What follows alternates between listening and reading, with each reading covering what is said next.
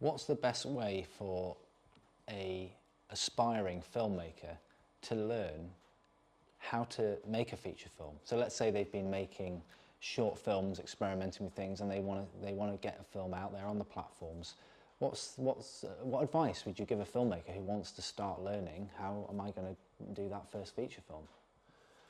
Well, the best way to make a first feature film is to actually just pick up a camera or a phone and start filming and editing your own videos, and just learn the basic tools of how to film, get some friends who like acting, amateur dramatics groups, and start experimenting. I think it's worth probably making at least 1 or 2 short films to begin with.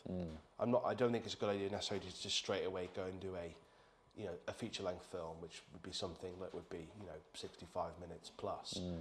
But I think very quickly, when you understand how to use a camera, you know how to edit something, you understand basic story structure, which you can easily learn from books or courses, you should go and make a feature film, because it will teach you an enormous amount. It probably won't be very good at all, but you will learn a lot more than if you make 20 short films. There's something about stretching the story over a longer period of time, and having to obviously budget and schedule and do your own legal work and get it on the platforms. That really teaches you what's involved in filmmaking. So I think really it is something that you need to learn on the job, but you should also read books, you should do courses, you should learn from other people who've done it, but you should analyse as well. Watch other films, break down the shots, get a script, read the script, watch the film, analyse the dialogue, understand the story structure, but don't be intimidated by all this stuff, because ultimately you need to go and make one to really learn how to do it. And after you've made that first one, you'll be like, okay, now I realise the importance of sound. Sound is really important. If people can't hear it, it's no good. It needs to look good, as good as possible. And also, is it pacey? Is it well edited? Is the acting good? Or actually, my friend's acting wasn't so good, I'm going to need to use professional actors.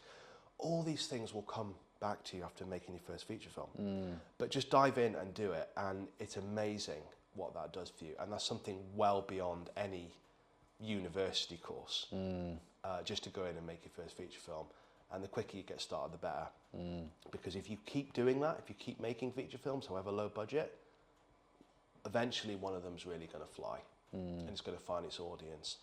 Like Mark Duplass said when he did Creep, a really well-known horror movie that he sold to Netflix for, I think it was a 7-figure sum. It took me 20 years to make this film. I had to make a lot of stuff straight away. That in itself is an amazing admission, isn't it? That often found footage films can appear like, oh, they've just been thrown together, it's just an amazing accident that's blown up, come out of nowhere. And there's not a single example of a found footage film that's done really well where that is true. Because when you look closely at the films, look at the Blair Witch Project, that wasn't a zero budget film. Yeah, there was, I think it was $60,000 or so that went into that. It was a very complicated release for that film, and a lot of it was through word of mouth, and there was a huge amount of manoeuvring through university campuses and spreading this rumour about the Blair Witch and it being true and so on. There was a lot of work put into that, and post-production work as well to fix issues. Paranormal Activity as well, you might say, oh, that's just one filmmaker, spends a bit of money doing up his house, makes a film and it blows up and makes hundreds of millions of pounds.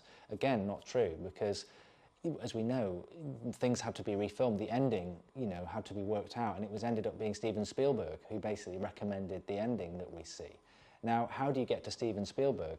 Actually, there was a huge journey for Oren Peli to work the festivals and to stick with his guns and really commit to this being a theatrical experience, and people are going to love it in the theatre, and to deny a quick pickup by a platform or something.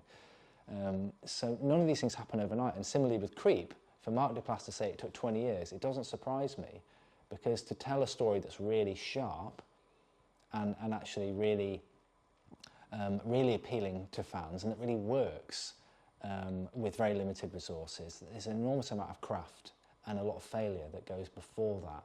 And so it doesn't surprise me that there's that length of time of work. So it's important not to go into making a found footage film or any film thinking my first one's just going to blow up and without any craft.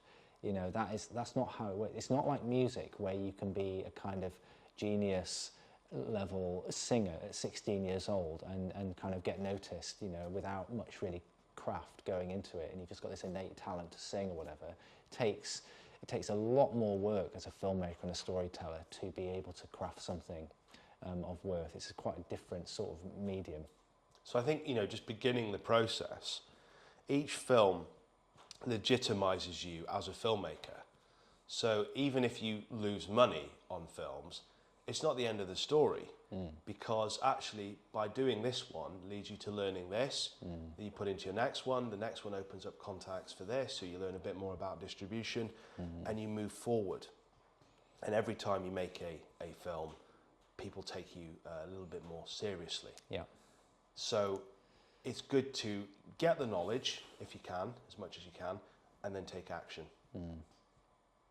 But just get down and do it on the job. Learn, you know, by making things, and don't wait for permission from the industry to tell you that you can make a film.